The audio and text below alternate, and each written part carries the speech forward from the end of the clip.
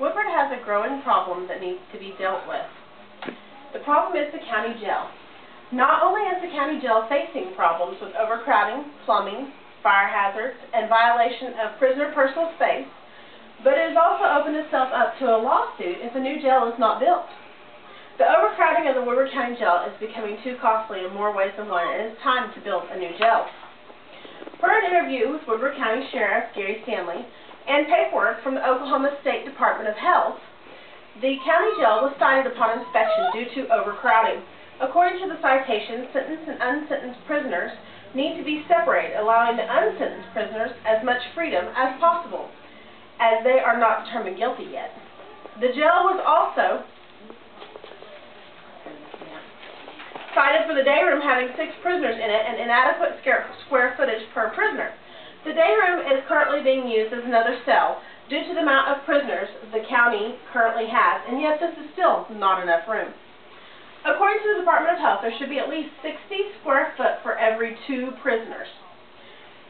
Sheriff Gary Stanley informs me that he has 60 days to correct this problem, or the county can be fined up to $10,000 per day for noncompliance. Due to the fact that it costs less to pay another jail to house some of the county prisoners rather than pay $10,000 per day fine, that will probably be the temporary solution to the problem that Sheriff Gary Stanley has.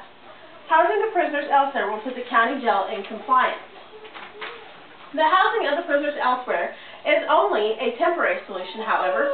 The county needs to build a new jail. The current jail was built in 1977 and it has 9 regular jail cells, 2 maximum security cells, and 1 day room. According to Sheriff Stanley, the maximum security cells and the day room are currently being used as regular cells due to the overcrowding problem.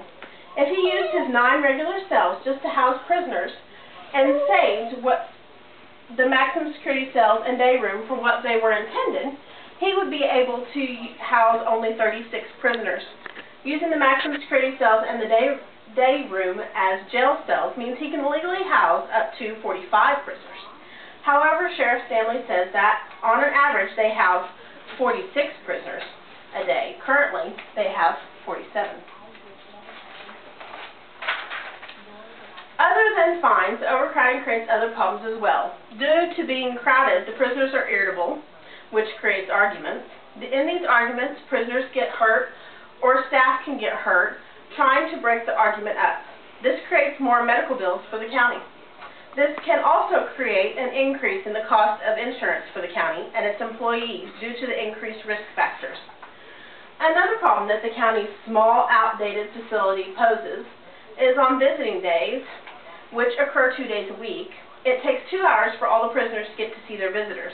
During this time, the jail has visitors sitting up and down the hallway to the entrance of the jail. This could pose a fire hazard as well as a hazard to the deputies who are going into and out of the jail area itself. If a visitor wanted to help a prisoner escape, it would be easy to attempt this among all the confusion and people around.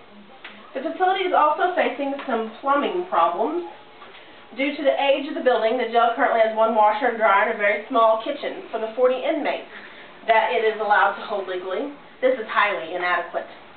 By law, prisoners have certain rights. According to inspectors, one of those rights is a certain amount of personal space. Inspectors also say that until proven guilty, prisoners have the right to be housed separately from prisoners who have been determined guilty and have access to as much freedom as possible. By violating this right, is Woodward County opening themselves up for a lawsuit? Could the prisoners or the prisoner's family sue the county for not following the regulations? This could become extremely costly. The cost of a new prison would be around $8 million. It would have between 120 to 135 beds as opposed to the current 40 beds that the present jail holds. If the new jail were built behind the courthouse where the current jail is, it would have 2 floors, so there would be enough room. In conclusion, the cost of a new prison would be a good investment compared to the cost of fines, housing prisoners elsewhere, increased medical costs, and the hazards that overcrowding creates.